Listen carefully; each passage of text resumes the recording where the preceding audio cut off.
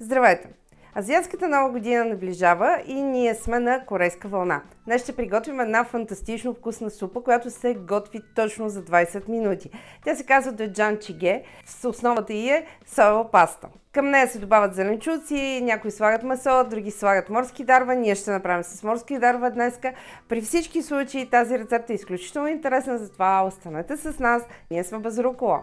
Първо ще направим бульон.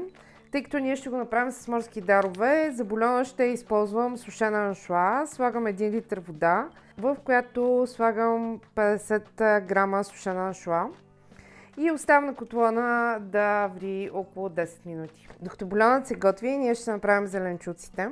Първо ще нарежем ряпа. Ряпата е дайкон. Аз ще правя 2 порции супа в общини, затова количествата, които приготвям, не са големи.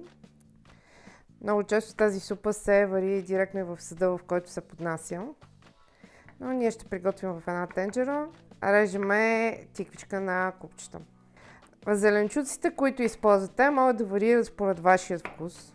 Ще си нарежа на финно и люта чушка. Една малка гола лук шалот. Аз обичам да слагам малко морков, въпреки че не е традиционно много за тази супа, но, както ви казах, можете да сложите каквито искате зеленчуци. Много често тази супа се готви и с месо, телешко или свинско месо, което предварително се запъжва и след това се съчетава с зеленчуците и бульона. Една от задължителните съставки е сиренето тофу и него го режем на купчета. То се слага накрая, за да не се разтрошим. Аз ще използвам скариди и калмари. Ще нарежа калмарите на кръгчета. А скаридите ще ги сложа цели, защото те са малки скариди. Моят бульон е готов. Слагаме 2 супени лъжици соева паста. Трябва да се разтвори. Първо от зеленчуците ще сложим ряпата и морковите. Ще варим около 3 минути. Когато минат 3 минути, добавете една пълна чайна лъжица чесън и останалите зеленчуци. И варим още 4-5 минутки. След като поврат зеленчуците, добавяме морските дарове. Тъй като аз използвам скариди и калмари, които предварително са били замразени.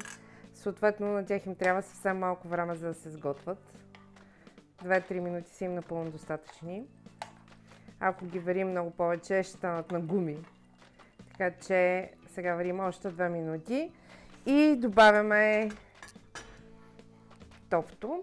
Но преди това, за тези от вас, които обичат люто и лютата чушка не има достатъчно, сложете толкова корейски червен пипер, колкото харесвате. Аз ще сложа около една чайна лъжичка.